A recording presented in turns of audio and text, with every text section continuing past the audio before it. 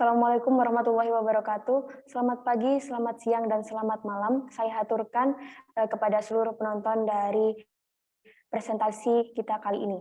Perkenalkan, kami dari kelompok 7 yang beranggotakan saya, Desya Alivia Ramadhani, dan rekan saya, Putri Ida Maning Ati, Novita Eri Saputri, Fitriyatul Hasanah, dan Mela Amelia. Di sini kami akan mempresentasikan hasil diskusi dari kami yang berjudul Pertimbangan Pengambilan Keputusan Studi Kasus pada Penerapan Kebijakan Larangan Mudik oleh Pemerintah Indonesia di masa pandemi COVID-19, yang mana materi pertama akan disampaikan oleh rekan saya. Saya persilahkan. Baik, yang pertama pengertian pengambilan keputusan. Keputusan atau decision secara harfiah berarti pilihan atau choice, seperti yang diungkapkan oleh Gito Sudarmo dalam Anwar 2014, bahwa pengambilan keputusan terkait dengan ketetapan atau penerimaan suatu pilihan yang diinginkan. Nah, adapun pendapat dari para ahli mengenai pengambilan keputusan. Yang pertama, menurut Steiner dalam Anwar 2014, pengambilan keputusan didefinisikan sebagai suatu proses manusiawi yang didasari dan mencakup baik fenomena individu maupun sosial didasarkan pada premis nilai dan fakta, menyimpulkan sebuah pilihan dari suatu alternatif dengan maksud bergerak menuju suatu situasi yang diinginkan. Nah, yang kedua, sedangkan menurut Terz dalam Anwar 2014 mengemukakan bahwa decision making is a process of selecting among available alternatif, yang dimana di sini jelas bahwa suatu pengambilan keputusan itu memerlukan beberapa alternatif. Nah, yang ketiga adalah menurut Siagian dalam Anwar tahun 2014 merupakan bahwa pada hakikatnya pengambilan keputusan adalah suatu pendekatan yang sistematis terhadap suatu masalah yang dihadapi. Nah, jadi bisa disimpulkan bahwa pengambilan keputusan merupakan suatu proses di mana adanya beberapa alternatif untuk memecahkan suatu masalah. Nah, untuk meningkatkan kemampuan dalam mengambil keputusan, maka seseorang harus bisa memahami dirinya sendiri, bisa memahami nilai-nilai yang dimilikinya, dan juga bisa memahami kemampuannya dalam mengambil suatu keputusan. Next.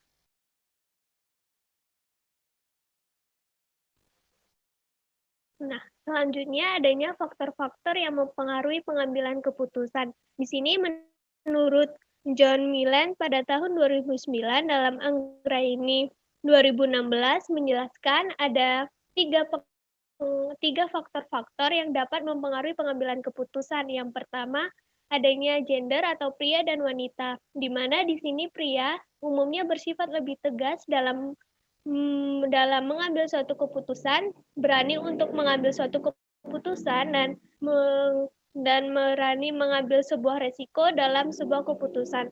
Sedangkan untuk wanita biasanya lebih berhati-hati dalam mengambil suatu keputusan dan biasanya juga sering menggunakan perasaannya dalam mengambil suatu keputusan. Nah, yang kedua, adanya peran pengambil keputusan, di mana peran pengambil keputusan ini memiliki peran yang sangat penting dalam pengambil keputusan.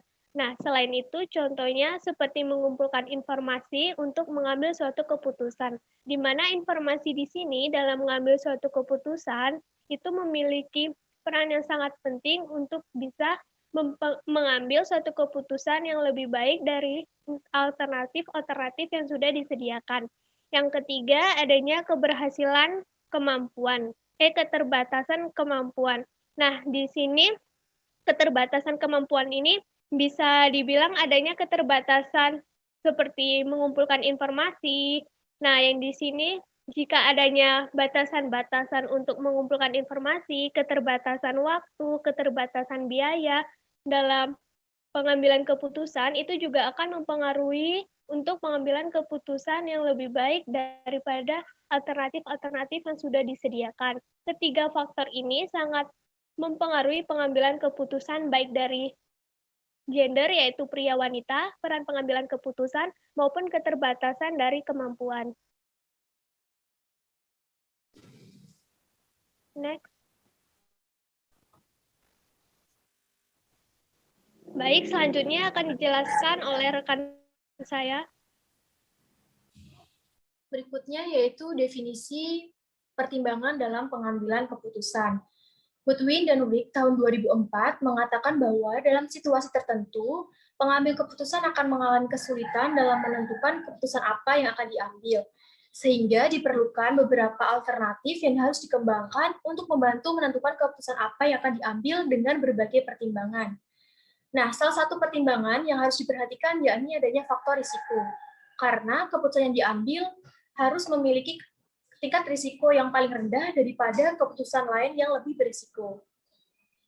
Dari uraian tersebut dapat diketahui bahwa pertimbangan adalah sebagai proses membangun evaluasi dalam pengambilan keputusan.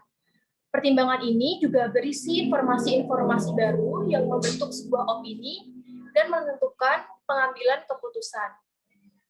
Dan tentunya dalam proses pengambilan keputusan ini tetap harus memperhatikan faktor risiko. Karena pengambilan keputusan tersebut harus memilih suatu keputusan yang memiliki risiko paling rendah. Next. Selanjutnya, adanya tujuan dan batasan pertimbangan dalam pengambilan keputusan. Suatu keputusan merupakan suatu masalah yang sebagaimana harus diselesaikan dengan alternatif yang sudah disediakan. Nah, dalam pengambilan keputusan itu lebih baik untuk menggunakan pertimbangan-pertimbangan yang lebih matang untuk dapat menyajikan pengambilan keputusan yang lebih baik. Nah, adapun tujuan dari pertimbangan dalam melakukan pengambilan keputusan ada 3. Yang pertama, keputusan yang dihasilkan mengalami kejelasan dan tidak adanya keraguan. Nah, jika kita menggunakan pertimbangan-pertimbangan yang matang dalam mengambil suatu keputusan, maka keputusan yang akan diambil maupun yang akan diimplementasikan ke depannya itu mengalami kejelasan dan tidak adanya keraguan untuk mengimplementasikan suatu kebijakan ataupun keputusan tersebut. Nah, yang kedua, keputusan yang dihasilkan dapat meminimalkan risiko, di mana dengan adanya pertimbangan-pertimbangan dalam mengambil suatu keputusan, maka kita sebagai pengambil keputusan juga bisa meminimalkan risiko yang akan terjadi ke depannya apabila kita mengambil keputusan berdasarkan pertimbangan-pertimbangan yang sudah matang. Yang ketiga, mengetahui faktor pendukung dan menghambat dalam mengambil suatu keputusan. Dengan adanya pertimbangan-pertimbangan sebelum kita mengambil suatu keputusan, kita juga akan bisa mengetahui faktor apa saja yang menghambat dan faktor apa saja yang mendukung dalam suatu pengambil keputusan. Apakah keputusan ini akan berjalan yang baik atau berjalan dengan tidak lancar dalam pengimplementasiannya. Dengan adanya pertimbangan tersebut, maka jika kita mengambil keputusan, kita mengetahui apa saja faktor yang akan menghambat maupun yang mendorong dari suatu keputusan tersebut. Next. Nah, selain itu ada juga batasan dalam pertimbangan-pertimbangan. Nah, yang pertama, suatu pertimbangan juga dipengaruhi oleh persepsi terhadap situasi maupun kondisi yang tidak pasti, di mana dalam kita melakukan pertimbangan atau mendiskusikan pertimbangan-pertimbangan dalam suatu pengambilan keputusan, kita juga harus memperhatikan situasi maupun kondisi yang ada pada saat ini, di mana situasi maupun kondisi saat ini tidaklah bisa dipastikan. Seperti halnya sekarang adanya pandemi COVID-19, di mana sebelumnya kita tidak bisa memprediksi pandemi ini berakhir kapan dan apakah adanya pandemi COVID-19 ini. Nah, maka dari itu, pertimbangan ini juga memiliki batasan seperti kita tidak bisa mengetahui kondisi atau situasi ke depannya itu seperti apa. Maka dari itu, pertimbangan yang kita hasilkan untuk mengambil suatu keputusan tidaklah efektif atau tidaklah memberikan dampak yang cukup besar terhadap pengambilan keputusan dikarenakan adanya batasan kondisi atau situasi ke depannya yang tidak bisa kita prediksi. Yang kedua, adanya terbatasnya informasi mengenai suatu keputusan, di mana dalam mengambil sebuah keputusan, kita juga harus mengumpulkan banyak sekali informasi untuk menunjang mengambil pengambilan suatu keputusan, di mana jika kita melewatkan satu informasi, maka keputusan yang kita hasilkan tidaklah akan berjalan dengan baik, dikarenakan informasi sangat penting di sini untuk mengambil suatu keputusan. Bahwa keterbatasan informasi, bahwa kita tidaklah mungkin untuk bisa menghasilkan semua informasi secara detail untuk dapat menghasilkan suatu keputusan yang baik untuk kedepannya. Nah, dengan batasan informasi ini, maka satu pertimbangan akan mengalami kesusahan ataupun kerentanan untuk dapat mengambil suatu keputusan yang lebih baik ke depannya. Next. Selanjutnya akan dijelaskan oleh rekan saya. Baik, suatu pertimbangan seksama atas berbagai kemungkinan pemecahan masalah dalam pengambilan keputusan akan memungkinkan kita untuk memilih alternatif mana yang terbaik dalam memecahkan suatu masalah. Maka dari itu diperlukan pertimbangan dari kita untuk menentukan keunggulan dan kekurangan dari setiap tindakan yang akan kita hadapi. Dari pertimbangan pengambilan keputusan tentu saja terdapat dampak yang akan kita hadapi. Yang pertama yakni pemilihan keputusan akan lebih tepat. Mengapa pemilihan keputusan akan lebih tepat? Karena dalam tahap pertimbangan kita sudah mempertimbangkan seperti apa keputusan yang akan kita terapkan, lantas mengenai batasan-batasan yang akan kita lakukan, serta kita dapat memilih alternatif keputusan mana yang tepat sesuai dengan kondisi dan situasi pada saat itu. Yang kedua yakni resiko yang dihadapi lebih minim. Mengapa? Karena pada tahap pertimbangan dalam pengambilan keputusan, kita dapat mengukur keunggulan dan kekurangan yang akan kita hadapi. Dari situ kita dapat mengetahui resiko yang akan kita hadapi apabila keputusan tersebut sudah diterapkan. Dari hal yang sudah kita ketahui tentang adanya resiko, maka kita dapat memilih keputusan mana yang memiliki resiko lebih minim. Menurut Muhtadi 2018, pemilihan keputusan yang tepat dapat pula memberikan dampak sebagai berikut. Yang pertama, kita akan dipercaya sepenuhnya sebagai seorang pemimpin yang tangguh. Bahwa seorang pemimpin, bawahan, rekan maupun masyarakat akan memberikan kepercayaan mereka kepada kita apabila kita apabila kita menjadi seorang pemimpin. Jika kita mampu membuktikan kepada mereka bahwa kita dapat memprediksi suatu keputusan dengan cepat dan tepat, dan kita dapat menerapkan pengambilan keputusan yang baik dan tepat pada waktunya. Namun keputusan yang kita ambil harus berdasarkan pada suatu data, fakta, dan informasi yang kita kumpulkan sebelumnya, agar kita dapat meyakinkan mereka bahwa keputusan yang kita ambil adalah keputusan yang terbaik dan benar. Selanjutnya yakni orang lain akan mempercayai keputusan dan instruksi kita. Apabila kita mampu melakukan penalaran yang logis, lalu memanfaatkannya sebagai dasar dalam kita mengambil keputusan, maka orang lain akan lebih percaya atas keputusan yang kita ambil. Karena kita sebelumnya sudah mempertimbangkan hal-hal apa yang terbaik sehingga kita dapat menerapkan keputusan tersebut. Yang ketiga yakni kita akan dikenal sebagai ahli pemecah masalah. Apabila keputusan yang kita ambil itu tepat dan dapat menyelesaikan masalah yang kita hadapi, maka kita akan dikenal sebagai seseorang yang mampu untuk menyelesaikan masalah. Selain itu, kita juga akan dikenal sebagai seseorang yang dapat melaksanakan sesuatu dengan baik. Yang terakhir yakni kita akan terhindar dari belenggu frustasi. Mengapa? Karena apabila kita mengambil keputusan tidak tepat, maka itu akan menjadi beban pikiran bagi seorang pengambil keputusan. Bahwa mereka berpikir mereka tidak kompeten dalam hal pengambilan keputusan tersebut. Namun apabila kita mampu mengambil keputusan secara tepat dan cepat pada waktunya sesuai dengan kondisi dan keadaan yang ada, maka kita akan lebih percaya diri dan lebih yakin akan keputusan yang kita ambil. Next, akan dijelaskan oleh rekan saya. Baik, di sini saya akan menyampaikan materi berikutnya, yaitu terkait aspek kunci dalam ketidakpastian untuk membenarkan penggunaan pertimbangan.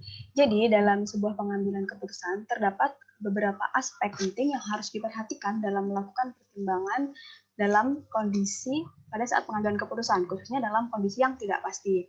Di sini Goodwin dan Wright 2004 mengatakan bahwa harus mampu memperhitungkan beberapa hal sebagai seorang pengambil keputusan.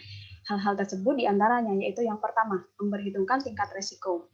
Memperhitungkan tingkat resiko yang dimaksud di sini yaitu berkaitan bagaimana kita sebagai seorang pengambil keputusan mampu untuk mengukur dan memperhitungkan dari setiap alternatif pilihan keputusan yang memiliki tingkat resikonya masing-masing. Di sini kita dituntut untuk mampu memperhitungkan kira-kira alternatif mana yang paling memiliki tingkat resiko yang minim, seperti itu. Yang kedua yaitu terkait dengan mengetahui alternatif lain yang harus dikembangkan. Nah, sebagai seorang pengambil keputusan, di sini kita didorong untuk mampu mengetahui alternatif yang harus kita kembangkan. Hal ini berkaitan dengan poin yang pertama tadi, yaitu memperhitungkan resiko. Dari alternatif keputusan yang kita pilih, di situ tentu mereka akan memiliki resikonya masing-masing. Dan setelah kita mengetahui mana alternatif yang paling memiliki resiko yang minim, di situ kita akan memilihnya sebagai alternatif keputusan yang kita ambil. Namun, sebagai seorang pengambil keputusan, kita juga harus mampu untuk memberikan atau memberi suatu cadangan alternatif ketika alternatif yang kita pilih pada pengimplementasiannya itu tidak berjalan dengan baik dan memiliki kendala, sehingga tidak memungkinkan untuk dilaksanakan secara terus-menerus atau berkelanjutan, sehingga kita dituntut untuk memiliki alternatif lain yang harus dikembangkan sebagai alternatif yang dipilih, seperti itu. Nah, selain dua hal tersebut, kondisi lingkungan juga memberikan pertimbangan yang penting dalam pengambilan keputusan.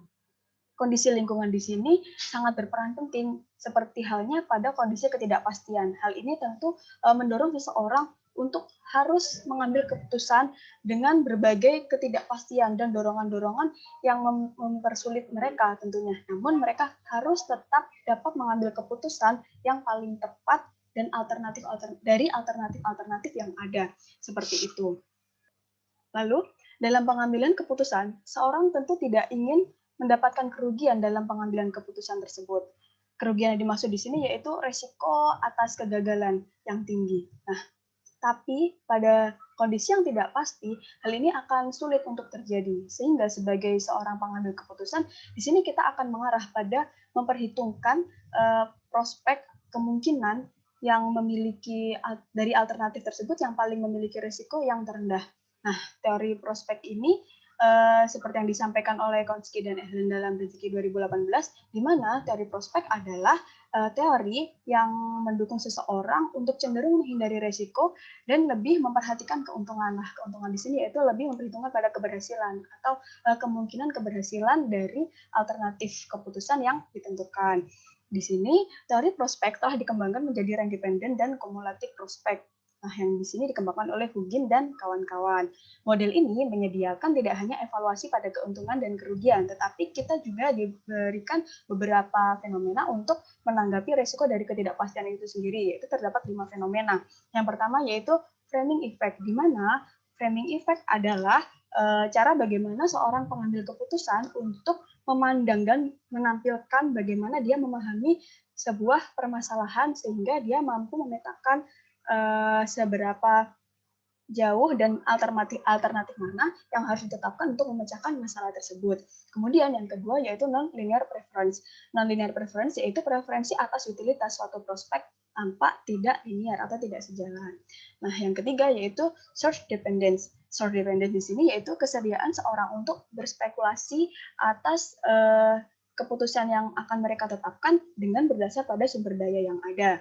Nah, selain itu pada poin yang keempat yaitu ada risk seeking. Risk seeking atau pencari resiko di sini akan terjadi ketika dalam alternatif pilihan tersebut lebih banyak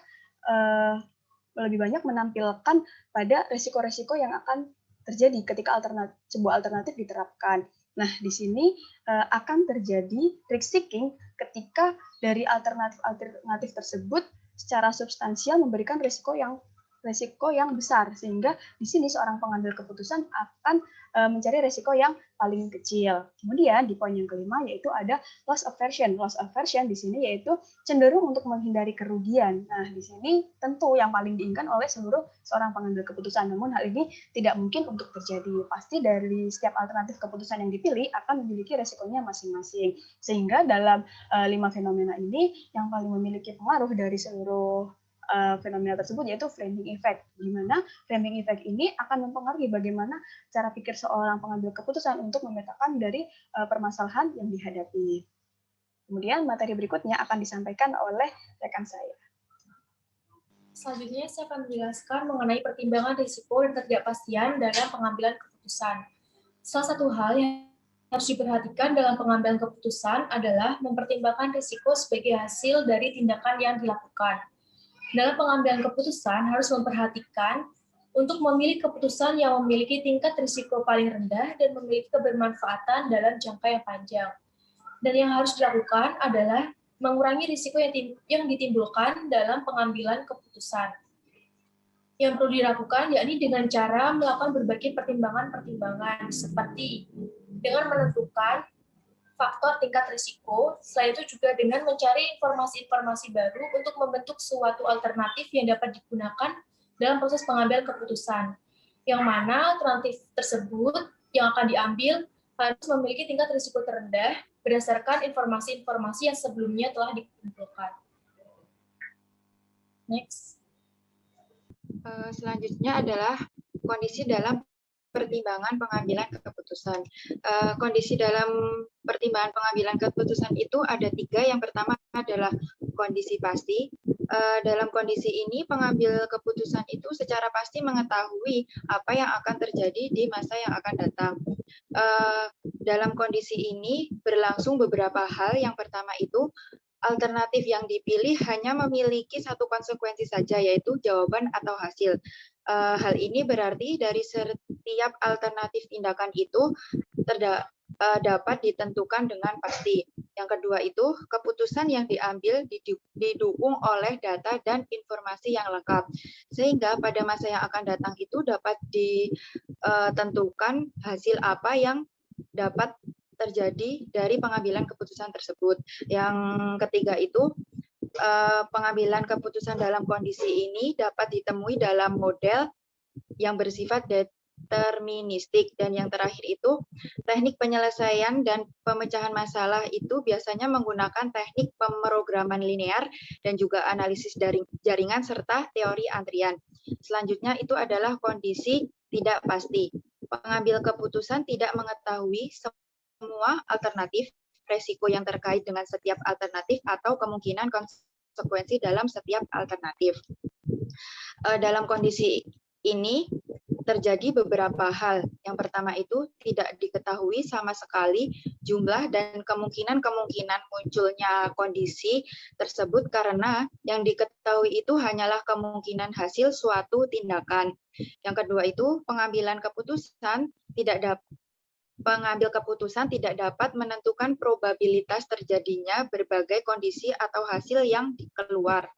Dan yang ketiga itu, pengambil keputusan tidak mempunyai pengetahuan atau informasi lengkap mengenai peluang terjadinya bermacam-macam keadaan yang tidak pasti ini.